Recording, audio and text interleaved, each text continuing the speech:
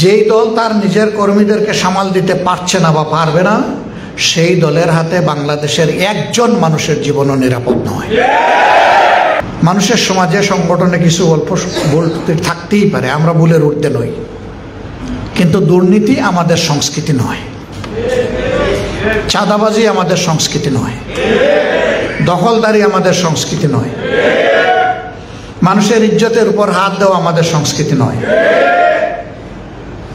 যে দল তার কর্মীদেরকে এইভাবে গড়ে তুলতে পেরেছে, সেই দলের হাতে দেশ আসলে ইনশাল্লাহ দেশকেও গড়ে তুলতে পারবে। কেন এই শহীদরা লড়াই করেছে? শুধু কি আওয়ামী লীগকে বিদায় করার জন্য? বরঞ্চ দেশটাকে জুলুম মুক্ত করার জন্য, আবর্জনা মুক্ত করার জন্য। তাহলে দেশ কি জুলুম মুক্ত হয়ে গিয়েছে? দেশে কি এখন কোনো অন্যায় অপরাধ হচ্ছে না? দেশে কি এখন খুন খারাপি হয় না? আমার মায়ের ইজ্জত লুণ্ঠন হয় না? শিশুদের জীবন কি অনিরাপদ নয়? কর্মস্থলে শ্রমিকরা কি তাদের জীবনের এবং কর্মের নিশ্চয়তা পেয়েছে? পায় নাই।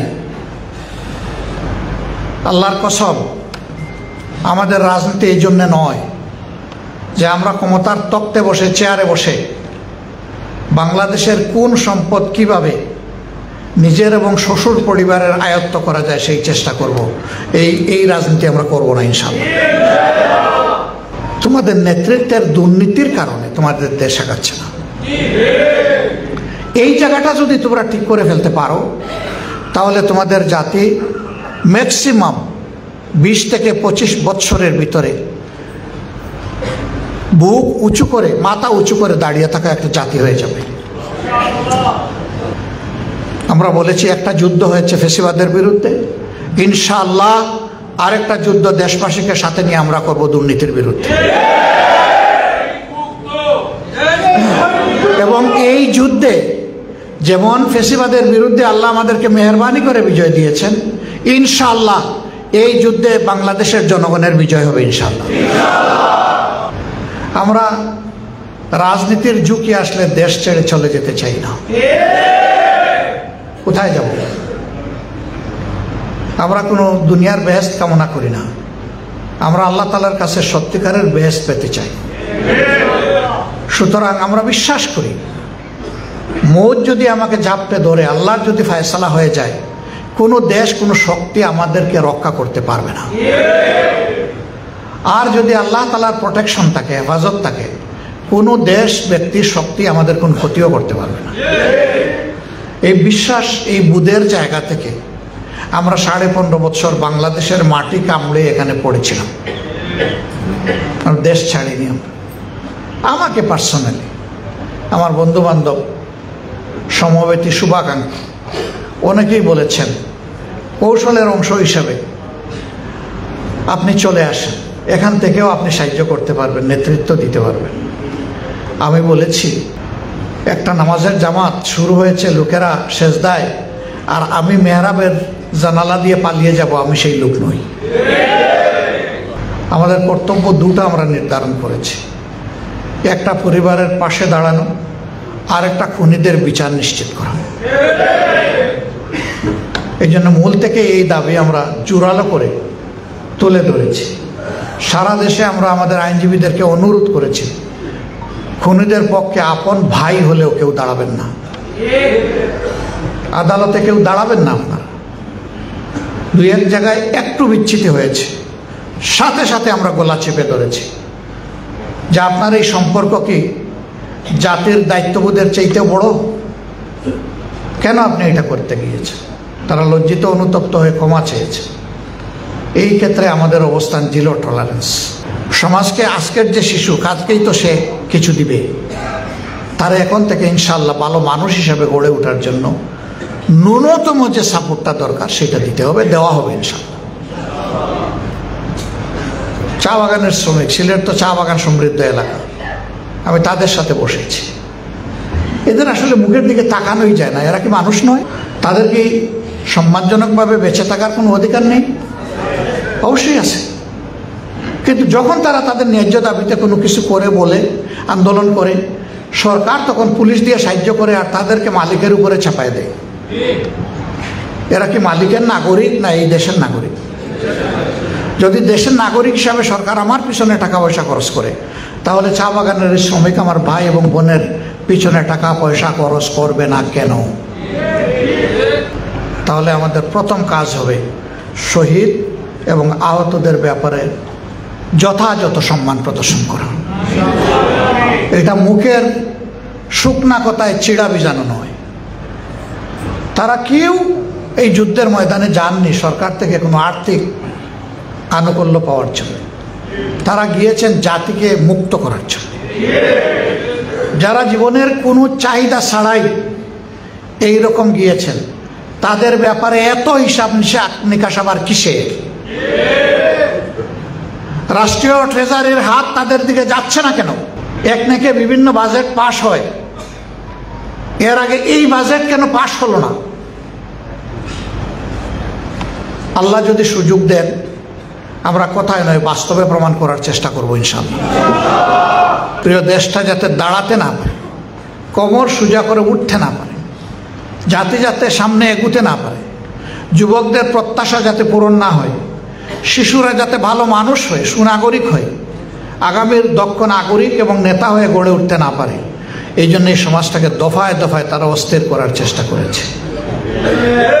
এখনো তারা এটা জারি রেখেছে, কিন্তু আল্লাহ তাআলার বড়ই মেহেরবানি, প্রত্যেকটি দফায় ওদের মুখে চুনকালি পড়েছে, ওরা ব্যর্থ হয়েছে। আসসালামু আলাইকুম রহমতুল্লাহ। সুপ্রিয় দর্শক, জুলাই গণঅভ্যুত্থানের শহীদ ও আহতদের নিয়ে আলোচনা সভা ও দোয়ার মাহফিল আয়োজন করে বাংলাদেশ জামাত ইসলামী সিলেট মহানগরী। প্রিয় দর্শক, সেখানে প্রধান অতিথি হিসাবে উপস্থিত ছিলেন আমিরে জামাত ডাক্তার শফিকুর রহমান। আমিরে জামাত ডাক্তার শফিকুর রহমান সেই অনুষ্ঠানে, সেই দোয়ার মাহফিলে একটি অসাধারণ বক্তব্য দিয়েছেন। সে বক্তব্যটা আমার কাছে খুবই ভালো লেগেছে, সেজন্য আপনাদের কাছে শেয়ার করলাম। প্রিয় দর্শক, আমিরে জামাত ডাক্তার শফিকুর রহমান এই বক্তব্যে অনেকগুলো গুরুত্বপূর্ণ তথ্য তুলে ধরেছেন। তিনি এই বক্তব্যে নির্বাচন নিয়েও অনেক সুন্দর কথা বলেছেন এবং বিভিন্ন সমসাময়িক রাজনীতি নিয়েও কথা বলেছেন। প্রিয় দর্শক, আমিরে জামাত ডাক্তার শফিকুর রহমানের এই বক্তব্যটা রীতিমতো নেট দুনিয়ায় ভাইরাল। এবার জামাত ক্ষমতায় যাবে 100% শিওর। তো প্রিয় দর্শক, আমরা বেশি দেরি না করে চলুন আমিরে জামাত ডাক্তার শফিকুর রহমানের বক্তব্যের ভিডিওটা দেখে আসি। আলহামদুলিল্লাহি রাব্বিল আলামিন ওয়াসসালাতু ওয়াসসালামু আলা রাসূলিহিল কারীম ওয়া আলা আলিহি ওয়া সাহবিহি ওয়া আহলি বাইতি আজমাইন।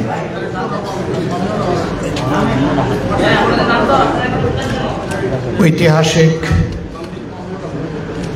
জুলাই বিপ্লবের স্মৃতিকে ধারণ করে মাসাদিক ব্যাপী ঘোষিত কর্মসূচির অংশ হিসাবে বাংলাদেশ জামাত ইসলামী সিলেট মহানগর শাখা জুলাইয়ের আন্দোলন সংগ্রামে যারা শহীদ হয়েছেন, শহীদ পরিবারের সম্মানিত গর্বিত সদস্যবৃন্দকে নিয়ে এবং লড়াই করতে গিয়ে যারা আহত হয়েছেন,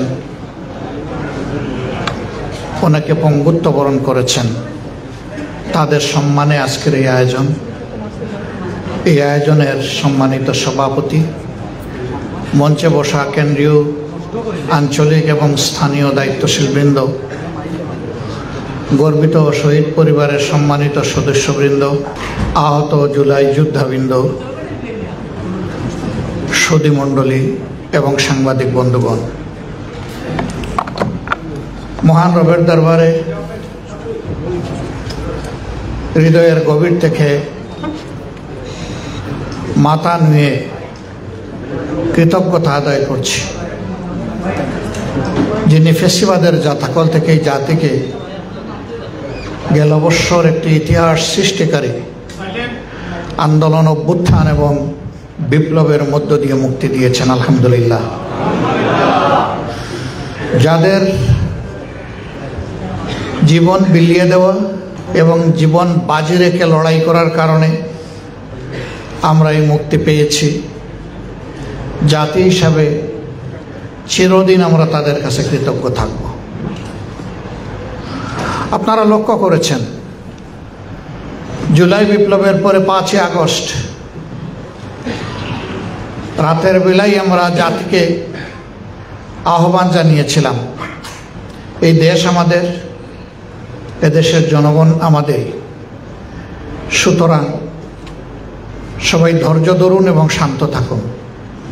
ব্যক্তিগত পর্যায়ে কেউ অবশ্যই প্রতিশোধ গ্রহণ করবেন না। যদি কেউ অপরাধী থাকে তার বিরুদ্ধে আইনের যথাযথ প্রক্রিয়া অনুসরণ করে আশ্রয় নেব আমরা, এবং তার বিচার বাংলার মাটিতে হতে হবে। আলহামদুলিল্লাহ, আফগানিস্তানে পরিবর্তন হয়েছে, তিউনিশিয়ায় হয়েছে, শ্রীলঙ্কায় হয়েছে। আমরা চোখের সামনে এই পরিবর্তনগুলো দেখেছি। পরিবর্তনের পরে ব্যাপক মেসাকার হয়, রক্তের বন্যা বয়ে যায়, সম্পদ ধ্বংস হয়, চতুর্দিকে বিশৃঙ্খলা দেখা দেয়। বাংলাদেশের জনগণ প্রমাণ করেছে সত্যিই তারা দেশপ্রেমিক জনগণ। তার কিছুই বলতে গেলে হয়নি। কিছু হলুদ মিডিয়া, বন্ধুরূপী কিছু দেশ, তারা এখানে অনেক কিছু আবিষ্কার করতে গিয়ে ব্যর্থ হয়ে মুখ থুবড়ে পড়েছে। হ্যাঁ, একেবারেই যে কিছু হয়নি তা আমরা বলিনি, কিন্তু যা হয়েছে তা আশঙ্কার তুলনায় কিছুই না। আর যেটা হয়েছে সেটা কোনো ধর্মীয় কারণে হয়নি, রাজনৈতিক দুর্বৃত্তদের উপর সব মানুষ সবর করতে পারে নাই, কেউ কেউ আক্রোশ মিটিয়েছে সামান্য। এরপরে এরা লজ্জিত হয়ে চুপ হয়ে গেছে, কিন্তু থেমে যায়নি। দফায় দফায় বিভিন্নভাবে তারা উৎপাত করে প্রিয় দেশটা যাতে দাঁড়াতে না পারে, কোমর সোজা করে উঠতে না পারে, জাতি যাতে সামনে এগুতে না পারে, যুবকদের প্রত্যাশা যাতে পূরণ না হয়, শিশুরা যাতে ভালো মানুষ হয়, সুনাগরিক হয়, আগামীর দক্ষ নাগরিক এবং নেতা হয়ে গড়ে উঠতে না পারে, এই জন্য এই সমাজটাকে দফায় দফায় তারা অস্থির করার চেষ্টা করেছে। এখনো তারা এটা জারি রেখেছে, কিন্তু আল্লাহ তাআলার বড়ই মেহেরবানি, প্রত্যেকটি দফায় ওদের মুখে চুনকালি পড়েছে, ওরা ব্যর্থ হয়েছে।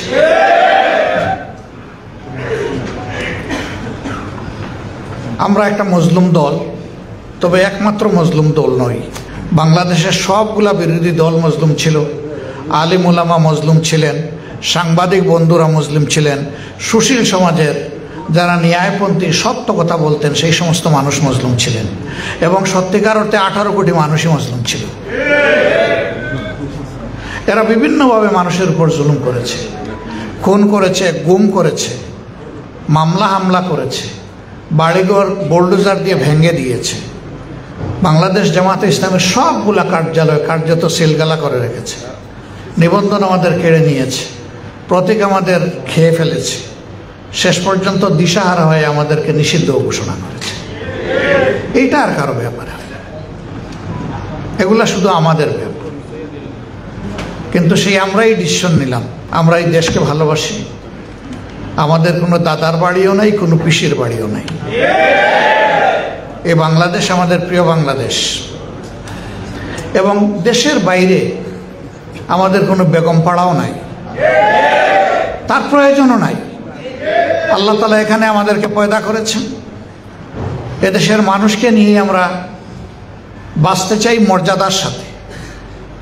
এই মর্যাদা হরণ করা হয়েছিল, ফিরিয়ে আনার জন্যে লড়াকু সহযোদ্ধারাই কাজ করেছেন, ছাত্ররা ডাক দিয়েছে, কিন্তু সমাজের কোনো শ্রেণী পেশা বাদ যায়নি।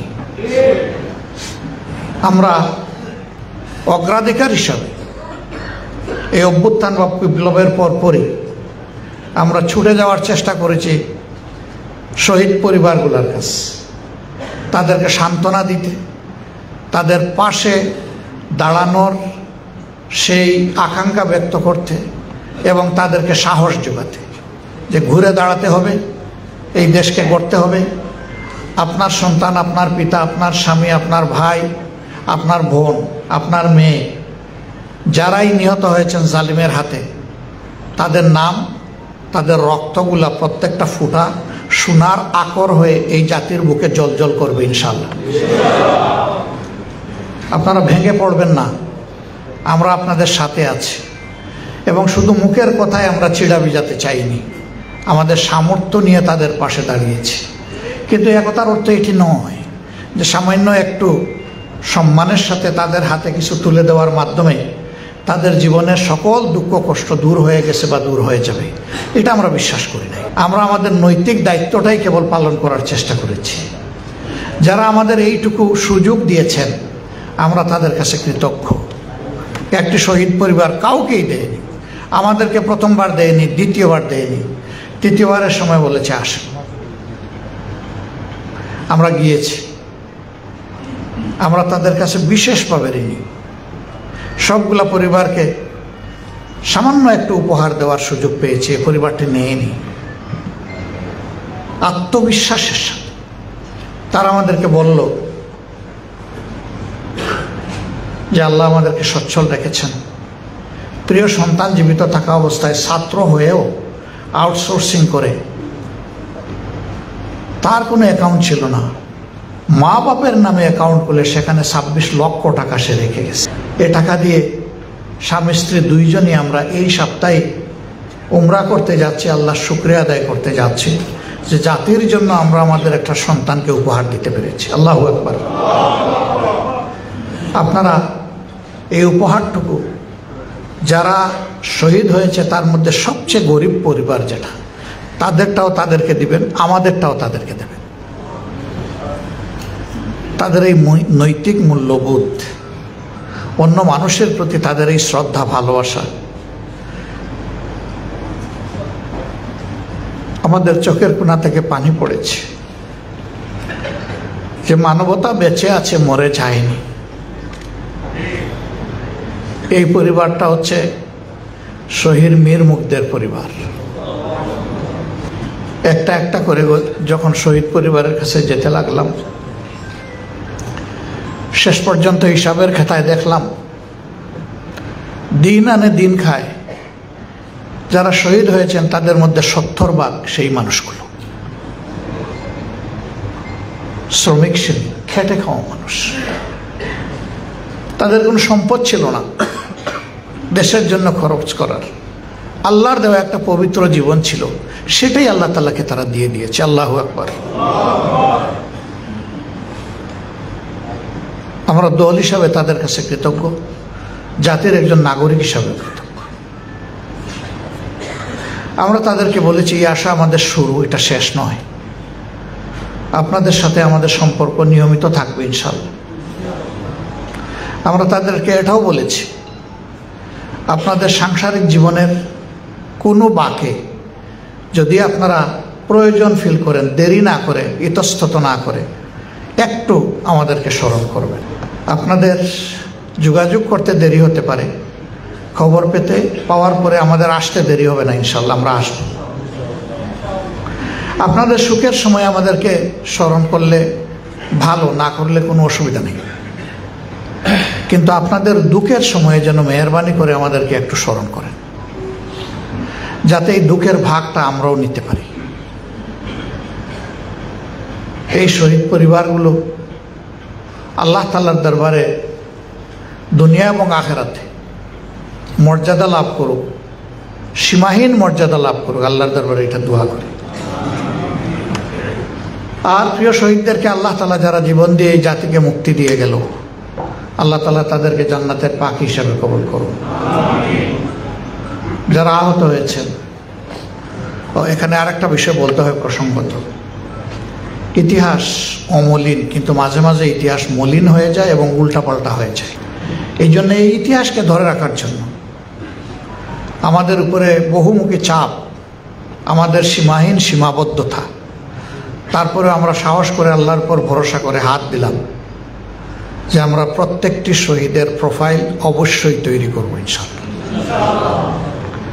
প্রথমত 10টা ভলিউম তৈরি করে এটা অবমুক্ত করা হয়েছে, লঞ্চিং করা হয়েছে। এরপরে আরও 2টা ভলিউম আলহামদুলিল্লাহ ইতিমধ্যে পূর্ণ হয়েছে।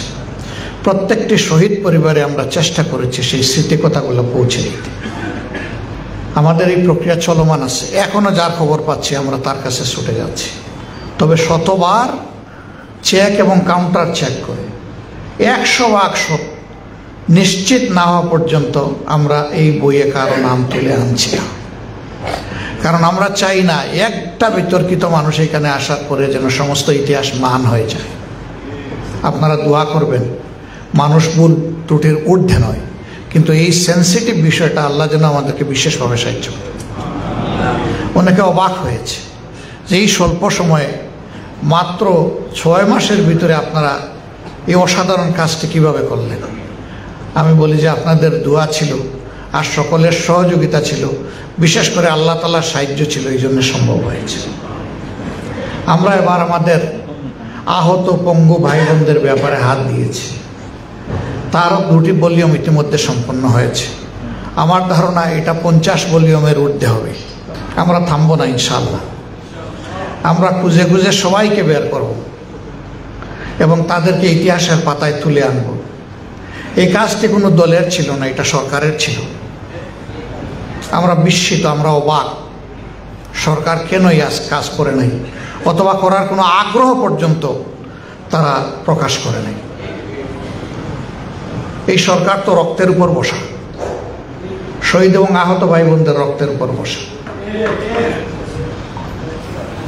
শহীদ পরিবারের কাছে তারা যাবেন, অনেক আশার বাণী তারা শুনিয়েছেন।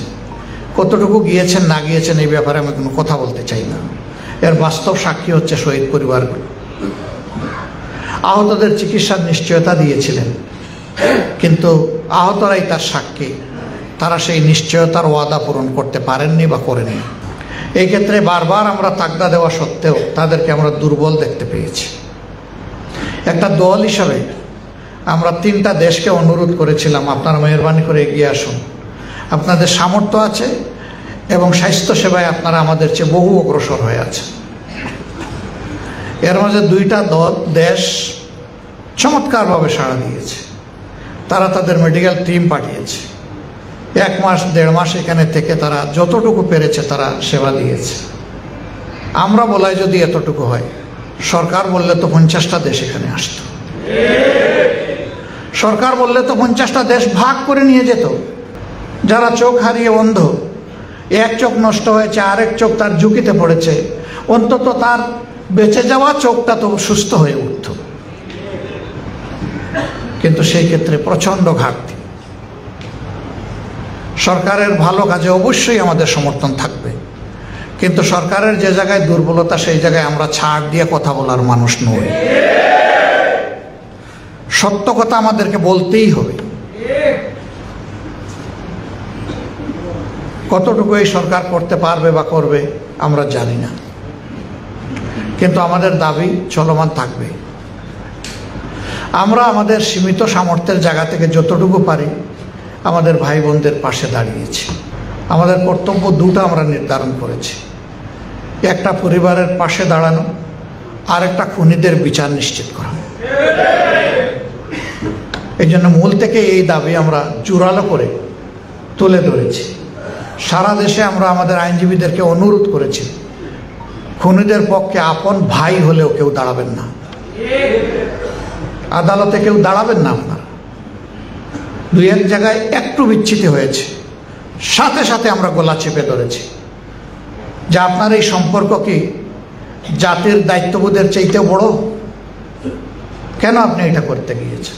তারা লজ্জিত অনুতপ্ত হয়ে ক্ষমা চেয়েছে। এই ক্ষেত্রে আমাদের অবস্থান জিরো টলারেন্স। সম্মানিত ভাই বোনেরা, বাংলাদেশ আমাদের সকলের। এই দেশকে বুকে নিয়ে বাঁচতে চাই এবং আল্লাহ যদি কবুল করেন এই দেশেই মরতে চাই।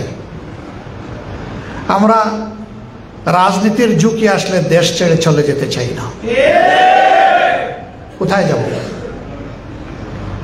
আমরা কোনো দুনিয়ার বেহেশত কামনা করি না, আমরা আল্লাহ তাআলার কাছে সত্যিকারের বেহেশত পেতে চাই। সুতরাং আমরা বিশ্বাস করি মৌত যদি আমাকে ঝাপটে ধরে, আল্লাহর যদি ফয়সালা হয়ে যায়, কোনো দেশ কোনো শক্তি আমাদেরকে রক্ষা করতে পারবে না। আর যদি আল্লাহ তাআলার প্রোটেকশন থাকে, হেফাজত থাকে, কোনো দেশ ব্যক্তির শক্তি আমাদের কোনো ক্ষতিও করতে পারবে না। এই বিশ্বাস, এই বুদের জায়গা থেকে আমরা 15.5 বছর বাংলাদেশের মাটি কামড়ে এখানে পড়েছিলাম, দেশ ছাড়িনি। আমাকে পার্সোনালি, আমার বন্ধু বান্ধব, সমবেতী, শুভাকাঙ্ক্ষী অনেকেই বলেছেন কৌশলের অংশ হিসাবে আপনি চলে আসেন, এখান থেকেও আপনি সাহায্য করতে পারবেন, নেতৃত্ব দিতে পারবেন। আমি বলেছি একটা নামাজের জামাত শুরু হয়েছে, লোকেরা সেজদায়, আর আমি মেহরাবের জানালা দিয়ে পালিয়ে যাব, আমি সেই লোক নই। আমার জন্য দোয়া করেন, আমি যেন এখানেই থাকতে পারি। এটা শুধু আমি না, আমার অনেক সহকর্মীর ব্যাপারে এই ধরনের অফার এসেছে। কোনো কোনো দেশ আমাদেরকে বলেছে, আপনারা আসুন, আমরা আপনাদেরকে বুক পেতে নেব এবং আপনাদের নিরাপত্তা আমরা দেব। আমরা বলেছি, আপনাদের বুকের বিছানায় জায়গা চাই, কিন্তু নিরাপত্তা আল্লাহ তাআলার কাছে চাই। সম্মানিত ভাই বোনেরা, বিশেষ করে শহীদ পরিবার এবং আহত যারা, আমরা কথা দিচ্ছি, জানি না আল্লাহ তাআলার ফয়সালা কি হবে। আগামীর একটি দুর্নীতিমুক্ত মানবিক বাংলাদেশ গড়ার ক্ষেত্রে আল্লাহ যদি আমাদেরকে কবুল করেন, তাহলে সরকারের দায়িত্ব যদি আমাদের উপরে আসে, আল্লাহ ভালো জানেন, এটা আল্লাহর ফয়সালার বিষয়। আল্লাহ তাআলার ফয়সালা এবং মানুষের ভালোবাসা সমর্থন। তাহলে আমাদের প্রথম কাজ হবে শহীদ এবং আহতদের ব্যাপারে যথাযথ সম্মান প্রদর্শন করা। এটা মুখের শুকনা কথায় চিড়া বিজানো নয়। তারা কেউ এই যুদ্ধের ময়দানে যাননি সরকার থেকে কোনো আর্থিক আনুকূল্য পাওয়ার জন্য, তারা গিয়েছেন জাতিকে মুক্ত করার জন্য। যারা জীবনের কোনো চাহিদা ছাড়াই এই রকম গিয়েছেন, তাদের ব্যাপারে এত হিসাব নিকাশ আবার কিসের? রাষ্ট্রীয় ট্রেজারির হাত তাদের দিকে যাচ্ছে না কেন? একনেকে বিভিন্ন বাজেট পাশ হয়, এর আগে এই বাজেট কেন পাশ হলো না? আল্লাহ যদি সুযোগ দেন, আমরা কথায় নয় বাস্তবে প্রমাণ করার চেষ্টা করব ইনশাআল্লাহ। আল্লাহ দিবেন কিনা এটা তার ফয়সালার বিষয়। কেন এই শহীদরা লড়াই করেছে? শুধু কি আওয়ামী লীগকে বিদায় করার জন্য? বরঞ্চ দেশটাকে জুলুম মুক্ত করার জন্য, আবর্জনা মুক্ত করার জন্য। তাহলে দেশ কি জুলুম মুক্ত হয়ে গিয়েছে? দেশে কি এখন কোনো অন্যায় অপরাধ হচ্ছে না? দেশে কি এখন খুন খারাপি হয় না? আমার মায়ের ইজ্জত লুণ্ঠন হয় না? শিশুদের জীবন কি অনিরাপদ নয়? কর্মস্থলে শ্রমিকরা কি তাদের জীবনের এবং কর্মের নিশ্চয়তা পেয়েছে? পায় নাই। আল্লাহর কসম, আমাদের রাজনীতি এই জন্যে নয় যে আমরা ক্ষমতার তক্তে বসে, চেয়ারে বসে বাংলাদেশের কোন সম্পদ কিভাবে নিজের এবং শ্বশুর পরিবারের আয়ত্ত করা যায় সেই চেষ্টা করব। এই রাজনীতি আমরা করব না ইনশাআল্লাহ। আমি আমার সহকর্মীদেরকে সাফ জানিয়ে দিয়েছি,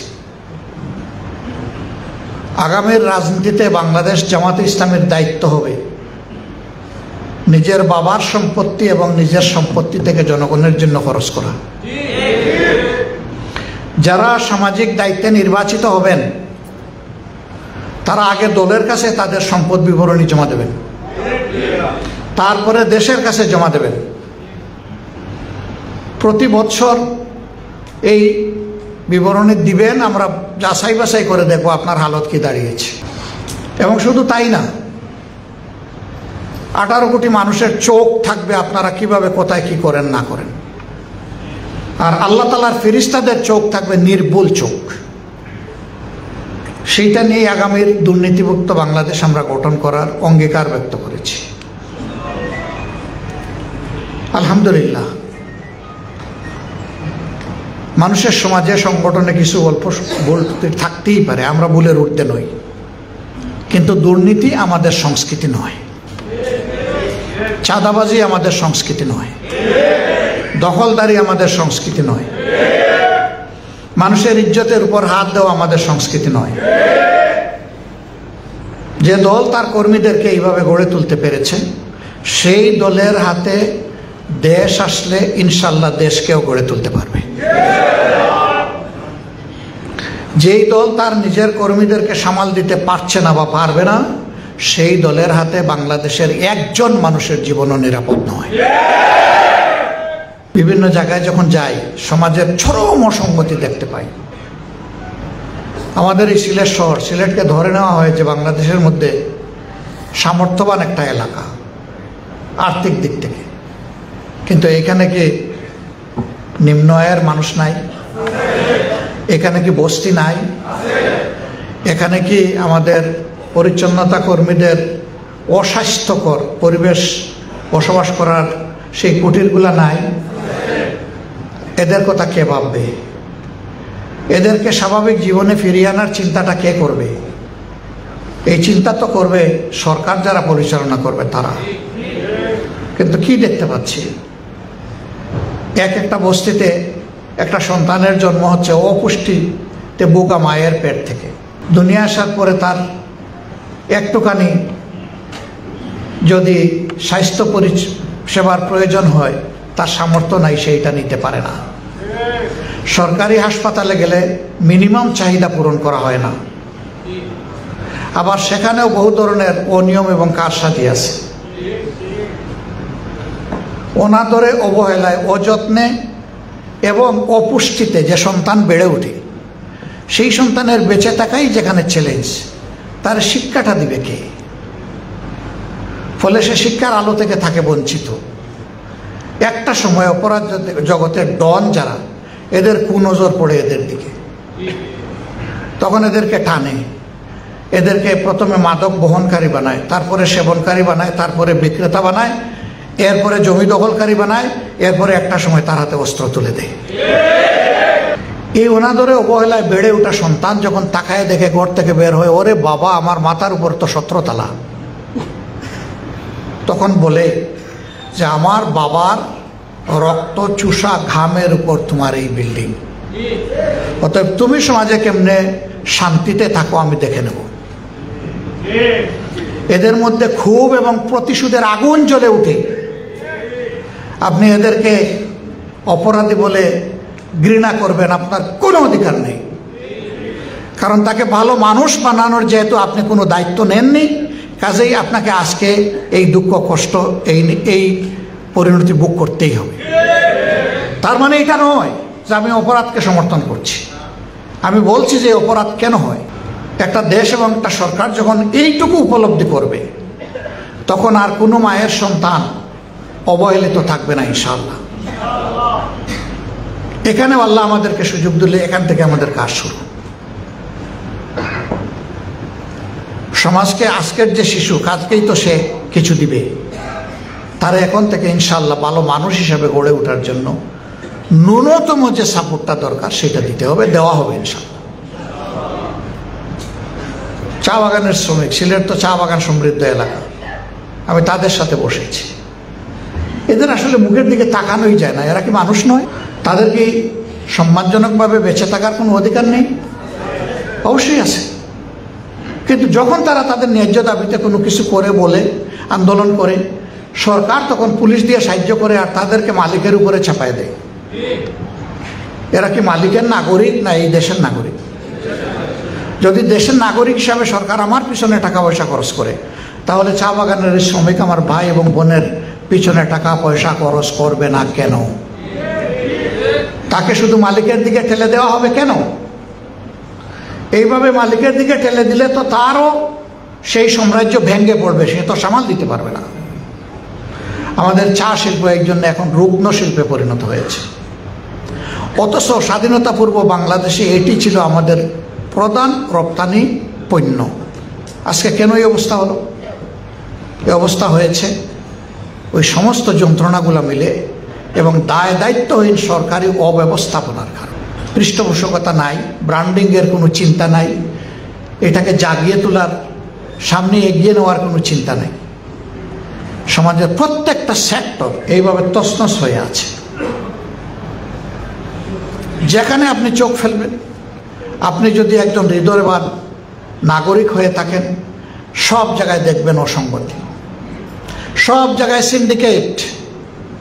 সিন্ডিকেটের কবলে পড়ে সাধারণ মানুষের জীবন অতিষ্ঠ। এই যে সাধারণ জিনিসপত্রের যে মূল্য, দ্রব্য মূল্য, যেটা যদি সিন্ডিকেট বন্ধ হয়ে যায়, মিনিমাম 40% দাম অটোমেটিক্যালি কমে যাবে। তাহলে যারা সিন্ডিকেট করে, যারা চাঁদাবাজি করে জিনিসপত্রের দাম বাড়ায়, তারা আসলেই ভিক্ষুকের চাইতে আরো নিকৃষ্ট। আরে ভাই, ভিক্ষা তো হারাম না, ভিক্ষা তো হালাল। দায়ে থেকে আপনি ভিক্ষা করলে আল্লাহ তো সেই সুযোগ দিয়েছেন, এটা হালাল তো। যদি ওরকম পেটের অবস্থা দাঁড়িয়ে যায়, আপনি ভিক্ষা করেন। কিন্তু আপনি সিন্ডিকেশন কেন করবেন? আপনি কেন চাঁদাবাজি করবেন? এটা আমি কোনো দলকে নির্দিষ্ট করে বলছি না, এরকম চরিত্র যে সমস্ত ব্যক্তির, আমি তাদেরকে বলছি। এখন তিনি যদি কোনো দলের সদস্য কিংবা নেতা হন, আমার কিছু করার নাই। সাফসাফা কথা এই সমাজের স্বার্থে বলতেই হবে। সম্মানিত ভাইয়েরা, বিভিন্ন দেশ বিদেশ যখন ঘুরাই, এ কথাটা আমি আরেও বলেছি, সেই দেশের যাদের সাথে বসি রাষ্ট্রীয় পর্যায়ে এবং বেসরকারি পর্যায়ে, তাদেরকে যখন বলি যে আমাদের দেশের ব্যাপারে তোমাদের কি পরামর্শ, কি পর্যবেক্ষণ, কই যে তোমাদের জাতি খুব চমৎকার একটা জাতি। বলে কিভাবে? কই যে তোমাদের জাতির লোকগুলো আমাদের দেশে যারা আছে তাদের সার্ভিসের উপর আমাদের সমাজ এগিয়ে যাচ্ছে, কিন্তু তোমাদের নেতৃত্বের দুর্নীতির কারণে তোমাদের দেশ আগাচ্ছে না।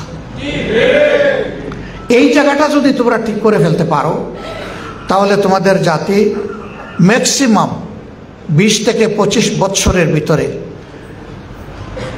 বুক উঁচু করে, মাথা উঁচু করে দাঁড়িয়ে থাকা একটা জাতি হয়ে যাবে।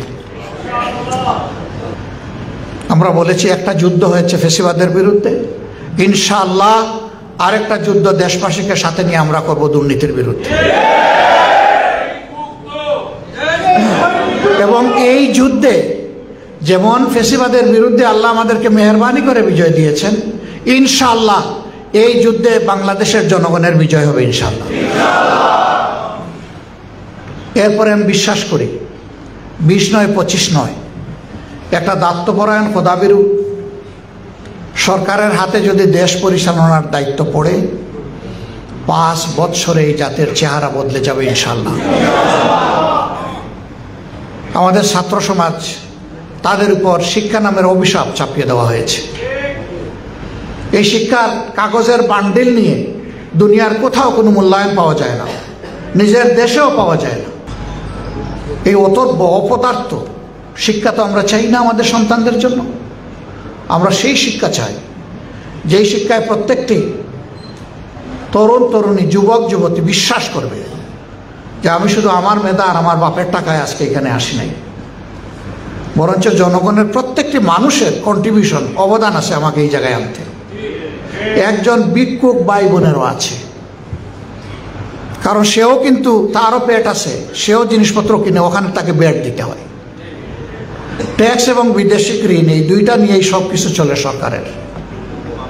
যদি এই অনুভূতিটা একজন শিক্ষিত নাগরিকের মনে আসে যে আমার দায় আছে এ দেশের 18 কোটি মানুষের প্রতি, কারণ তারাই আজকে আমাকে বড় করেছে, এই পর্যায়ে এনেছে, তাহলে ঘুষের দিকে হাত যাবে না, চাঁদার দিকে যাবে না, দুর্নীতির দিকে যাবে না, ইজ্জতের উপরে হাত পড়বে না। শিক্ষা প্রতিষ্ঠান পবিত্র অঙ্গন। বরিশাল বিশ্ববিদ্যালয়ের একটা খবর কালকে এসেছে মিডিয়া, আপনারা দেখেছেন। মানুষ কতটা পশুর স্তরে নামলে একটা শিক্ষিত মানুষ এইরকম পর্যায়ে যেতে পারে, চিন্তা করে। এটি হচ্ছে বাংলাদেশের চিত্র। আমরা কমিটেড। আল্লাহ তাআলা আবার দায়িত্ব দিলে আমরা যুব সমাজের বুকের ভিতরে নৈতিক শিক্ষা এবং দুনিয়ার সবচেয়ে উন্নত বৈষয়িক শিক্ষা ঢুকাবো ইনশাআল্লাহ। এরা প্রত্যেকে এক একজন দেশ গড়ার কারিগর হবে। সে দেশে থেকেই সার্ভিস দেব, আর দেশের পক্ষ থেকে বিদেশে গিয়ে সার্ভিস দেব। আমাদের 2.25 কোটি মানুষ প্রবাসী হিসাবে বিদেশে আছে। এর মধ্যে 1 কোটির মতো মানুষ, তারা অদক্ষ শ্রমিক হিসাবে দেশ থেকে যায় এবং ওই অবস্থায় এখানে আছে। ইল পেড, খুবই অল্প আয় করে, তারা খেয়ে না খেয়ে দাঁতে কামড় দিয়ে বাঁচিয়ে এদেশের অর্থনীতিকে যেমন তাজা রেখেছে, পরিবারটাকেও তেমন লুক আফটার করে। এই লোকগুলার হাতকে যদি আমরা স্কিল হ্যান্ড করে একটু ওই যে দেশে যাচ্ছে সেই দেশের ভাষাটা যদি তার মুখে তুলে দিতে পারতাম, যদি কিছু বৃত্তিমূলক শিক্ষা, ভোকেশনাল ট্রেনিং তার হাতে তুলে দিতে পারতাম, তাহলে এখন সে যা রুজি করে তার চাইতে 3 গুণ বেশি রুজি করত। এখন যে কষ্টে আছে এটা না থেকে সে শান্তিতে সেখানে রুজি করতে পারত। আলহামদুলিল্লাহ, এই বিষয়গুলোকে আমরা চিহ্নিত করে রাখছি। এখন আমাদের কিছু করার নাই। এখন যা করব এটি হবে জাস্ট সিম্বলিক, প্রতীকী হবে, কিন্তু এটা দিয়ে বড় ধরনের কিছু করা সম্ভব না। এটা সরকারের দায়িত্ব। আল্লাহ তাআলা যদি আমাদেরকে সেই দায়িত্বগুলো দেন, পালন করার সুযোগ দেন, আমরা ইনশাআল্লাহ আমাদের প্রত্যেকটা যুবক যুবতী, তরুণ তরুণীকে এ দেশের দেশ গড়ার কারিগর হিসাবে তৈরি করব। পুরুষরা তো তাদের কাজ করবেই, মা বোনেরাও করবে। তারা ইজ্জত পাবে এবং তারা নিরাপত্তা পাবে। এর ভিতর দিয়ে তারা তাদের দায়িত্ব পালন করবে। যাদের প্রয়োজন আছে, যাদের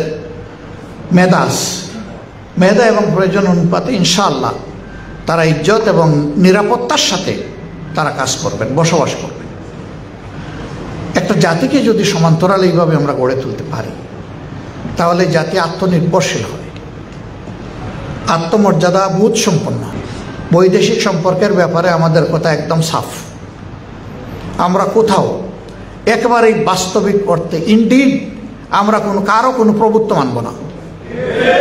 প্রভু আমাদের একজনই, আল্লাহ সুবহানাহু ওয়া তাআলা। এমনকি কারো বড় ভাইগিরিও আমরা মানব না। আমরা দেশ ছোট না বড়, ইট ইজ ইম্যাটেরিয়াল। এটি একটি স্বাধীন দেশ, 18 কোটি মানুষের দেশ। এই দেশ সমমর্যাদার ভিত্তিতে সবার সাথে সুসম্পর্ক গড়ে তুলবে ইনশাআল্লাহ। এখানে প্রতিবেশীরা অগ্রাধিকার পাবেন, কিন্তু কোনো প্রতিবেশী যদি অব্যাহতভাবে আমাদের অধিকার হরণ করতে থাকেন, তাহলে এই দেশ একসাথে 18 কোটি মানুষ রুখে দাঁড়াবে। আমরা আমাদের অধিকার কারো কাছে বন্ধক রাখবো না, এবং আমাদের আভ্যন্তরীণ ব্যাপারে কেউ নাক গলাক এটাও আমরা চাইব না। আমরা মর্যাদার ভিত্তিতে তাদেরকেও মর্যাদা দিব, আমরাও মর্যাদা পেতে চাই। এই ভিত্তিতেই হবে আমাদের বাইলেটারাল এবং ইন্টারন্যাশনাল রিলেশনস ইনশাআল্লাহ। আমরা সেই মর্যাদার দেশটাই চেয়েছিলাম, কিন্তু কই 54 বছরে আমরা সেই পাটাতন তৈরি করতে পারি নাই, বীজতলা তৈরি করতে পারি নাই বলে কি পারবো না? ইনশাআল্লাহ আমাদেরকে পারতে হবে। একটা জায়গা থেকে স্টার্ট আপ করতে হবে, তারপরে ইনশাআল্লাহ আমরা ডেস্টিনেশনে পৌঁছে যাব আল্লাহ চাই। এই জাতি পরিশ্রমী, আর এই জাতির 42% জনশক্তির বয়স হচ্ছে 35 বছরের নিচে। Very potential nation. বহু দেশে এখন 40%-এর উপরে হয়ে গেছে বৃদ্ধ মানুষের সংখ্যা। আমাদের সমাজে পটেনশিয়াল ম্যান পাওয়ার আছে, কেন আমরা পারবো না? ইনশাআল্লাহ পারবো। শুধু আমাদের চরিত্রের ক্রাইসিসটা যদি আমরা দূর করতে পারি, তাহলে আমরা একটা আলোকিত দেশ এবং জাতি করতে পারবো ইনশাআল্লাহ। সম্মানিত ভাইয়েরা, আপনারা দোয়া করবেন জামাত ইসলামের জন্য। আমি সেদিন বক্তৃতা দিতে গিয়ে 2 বার জ্ঞান হারিয়েছি। প্রথমবার হারানোর পরে, দ্বিতীয়বার জ্ঞান ফিরে পাওয়ার পরে আমি চিন্তা করেছি যে আমার উপর যে দায়িত্ব, আমি জাতিকে এটা সমঝাবো, কথা আমি বলবো, আল্লাহ যেন আমাকে তৌফিক দেন। তৃতীয়বার চেষ্টা করলাম, আবার পড়ে গেলাম, চোখ অন্ধকার হয়ে আসে, মাথা ঘুরতে থাকে। এরপরে যখন আমি বসলাম, তখন আমার সহকর্মীরা বারবার আমাকে অনুরোধ করেছেন, আপনি আর কথা বলবেন না। আমি বলেছিলাম, আল্লাহ যতক্ষণ আমাকে জীবিত রাখবেন, কথা আমাকে বলতেই হবে ইনশাআল্লাহ। লড়াই আমরা চালিয়ে যাব মানুষের মুক্তির জন্য, যত সময় পর্যন্ত আল্লাহ আমাদেরকে হায়াত দিয়েছে। আমরা থামবো না ইনশাআল্লাহ। হ্যাঁ, জামাতে ইসলামী একাই দেশ বদলাতে পারবে না, করতে পারবে না। এখানে সারা দেশবাসীর সহযোগিতা আমাদের প্রয়োজন হবে। সকল দল মতের ধর্মের মানুষের সহযোগিতা আমাদের প্রয়োজন হবে। আমরা মানুষকে মানুষ হিসাবে দেখার পক্ষে, সম্মান দিয়ে দেখার পক্ষে, সকল মানুষের প্রতি ভালোবাসা অন্তরে ধারণ করার পক্ষে। আমরা নিজেদের অবস্থান থেকে দায়িত্বহীনভাবে সমাজের সকল শ্রেণী পেশার মানুষকে এই মেসেজ, এই বার্তা দিতে চাই। সততা, স্বচ্ছতা, দেশপ্রেমের পথে আমরা চলব অবিরত খরস্রোতা নদী হয়ে ইনশাআল্লাহ। কিন্তু এর বিপরীত দ্বারায় যারা চলবেন, তাদের নদীর স্রোত যত প্রবল হোক, ইনশাআল্লাহ আল্লাহ তাআলার শক্তি নিয়ে আমরা তা থামিয়ে দেব। ওটা চলতে দেব না। আগামী নির্বাচন এই জাতির প্রত্যাশা। তিনটি নির্বাচনে মানুষ তাদের অধিকার প্রয়োগ করতে পারেনি এবং মনের মতো দল কিংবা ব্যক্তিকে তারা বাছাই করে নিতে পারেনি। আমরা আশা করি আগামী বছরের প্রথমাংশেই এই নির্বাচনটা অনুষ্ঠিত হবে এবং হওয়া উচিত। এর সাথে আমরা এটাও বলেছি যে যদি প্রয়োজনীয় বেসিক সংস্কারগুলো করা না হয়, আর যদি আগের মতোই নির্বাচন হয়, এই নির্বাচন জাতির জন্য আরেকটা দুঃখ এবং বেদনার কারণ হবে। আমরা এটা দেখতেও চাই না, আমরা এটা হতে দিতেও পারি না। এই জন্য প্রয়োজনীয় সংস্কার আর অপরাধীদের বিচার। আমরা জানি সব বিচার এই সময়ের ভিতরে শেষ হওয়া সম্ভব নয়, কিন্তু বিচারের ক্ষেত্রে আমরা সরকার এবং বিচার বিভাগের আন্তরিকতাটা দেখতে চাই। আমরা দৃশ্যমান কিছু দেখতে চাই। 2-4টা হলেও শীর্ষ অপরাধীদের শাস্তির ব্যাপারটা আমরা দেখতে চাই। এরপরে এই ধারা চলমান থাকবে। যারা পরবর্তী পর্যায়ে দেশের শাসন ক্ষমতায় আসবেন, তাদের নৈতিক দায়িত্ব হবে এই বিচারকে চালিয়ে নেওয়া এবং এটাকে সমাপ্তির দিকে নেওয়া। যদি কেউ ধানাই পানাই করেন, মনে রাখবেন যুবকরা রাস্তা চিনে ফেলেছে। আগামীতে আমি করি আর আপনি করেন, দানাই পানাই করলে এই যুবকরা আপনাকে আমাকে ছাড় দেবে না। কারণ যুবকরা মনে করতে পারে যে আপনি তো একটা বয়সে এসে গেছেন, আমাদের উপরে সব দিয়ে দিলেন, লড়াই কি আমরাই শুধু করব? না না, আমি সব সময় যুবক ভাইদেরকে বলি, আমি আসলেই তোমাদের ভাই এবং সহযোদ্ধা, তোমাদের সাথেই আছি ইনশাআল্লাহ। এবং সেই লড়াই আমি পিছনের কাতারে আস্তে আস্তে হাঁটবো না, তোমাদের হাতে হাত ধরে ইনশাআল্লাহ সামনেই থাকবো আল্লাহ সঙ্গে। এটা শুধু আমার অবস্থান নয়, এটা আমাদের দলের অবস্থান। সম্মানিত ভাইয়েরা, দেশের যুব সমাজ যখন জেগে থাকে, এই জাতি হারিয়ে যায় না।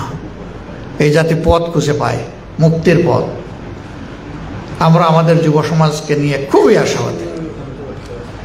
আমরা এই যুব সমাজকে অন্তরের মধ্যে ভালোবাসা এবং শ্রদ্ধায় ধারণ করি। শ্রদ্ধা এই কারণে, এই জাতির মুক্তির লড়াই আমরাও করেছি, কিন্তু ফিনিশিং আমাদের হাতে হয়নি, হয়েছে আল্লাহ তাআলার মেহেরবানিতে ওদের হাতে। অতএব তারা এই শ্রদ্ধা পাবে এই জাতির কাছ থেকে, এটা তাদের পাও না, আমরা দিয়েই যাব। এটা যে যাই মনে করো। আমাদের কম বেশি কিছু অংশগ্রহণ তো ছিল, কি ছিল না ছিল মানুষই বলে, আমরা নিজের মুখে বলতে চাই না। কিন্তু আপনারা সাক্ষী, কখনো আমরা দাবি করি নাই যে এই আন্দোলনে আমাদের এই অবদান আছে। আমরা এই আন্দোলনের বুদ্ধিভিত্তিক অথবা কর্মগত মাস্টার মাইন্ড কখনো কি আমরা বলেছি? নেভার। আমরা বরঞ্চ এটাকে অস্বীকার করেছি যে যদি একজনকে দুইজনকে মাস্টার মাইন্ড বলেন, তাহলে বাকিদেরকে তো আন্ডারমাইন্ড করা হবে। আমরা তো কাউকে আন্ডারমাইন্ড করতে চাই না। আমরা প্রত্যেক যোদ্ধাকেই সম্মান জানাতে চাই এবং কালেকটিভলি সকল যোদ্ধারাই হচ্ছেন আমাদের মাস্টার মাইন্ড, কোনো একক ব্যক্তি নয়। ইনশাআল্লাহ আমাদের লড়াই চলবে, সাথে এই সাংবাদিক বন্ধুদেরকে আমরা পাবো আশা করি চলার পথে। আমাদের সব কথা সবার পছন্দ নাও হইতে পারে এবং সব কথা সঠিক নাও হইতে পারে।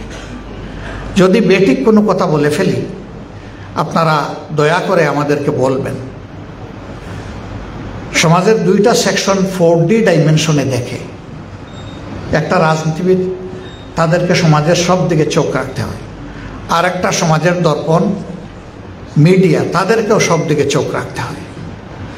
এবং এই 2 ফোর্সের যখন যথাযথ প্রপার কম্বিনেশন হয়, সম্মিলন ঘটে, তখন একটা সমাজকে কেউ আর আটকায় রাখতে পারে না, এটা দুর্বার গতিতে সামনের দিকে এগিয়ে যায়। এই জন্য আমাদের বড়ই প্রয়োজন এই বোঝাপড়ার জায়গাটার। ভালোকে বিকশিত করবেন, মন্দকে ধরে দেবেন। যাদের কপাল ভালো তারা সংশোধন করবে এখান থেকে শিক্ষা নিয়ে, যাদের কপাল খারাপ তারা আরও বেঁকে বসবে এবং ধ্বংস হবে। আমরা সৃষ্টির পথে আগাতে চাই, ধ্বংসের পথ থেকে আমরাও বাঁচি, জাতীয় বাঁচি, আল্লাহর কাছে সেই তৌফিক চাই। প্রিয় দর্শক, এতক্ষণ পর্যন্ত আমিরুল জামান ডাক্তার শফিকুর রহমানের বক্তব্যের ভিডিওটা দেখলেন। বক্তব্যের ভিডিওটা কেমন লেগেছে অবশ্যই নিচে কমেন্ট বক্সে জানিয়ে দেবেন। এই বলে আজকের ভিডিও এখানে শেষ করছি। ভিডিওটি ভালো লাগলে অবশ্যই লাইক কমেন্ট শেয়ার করবেন। জামাত শিবিরের নিত্য নতুন আপডেট ভিডিও পেতে চ্যানেলটি সাবস্ক্রাইব করে পাশে থাকবেন। সকলকে ধন্যবাদ। আসসালামু আলাইকুম ওয়া রাহমাতুল্লাহ।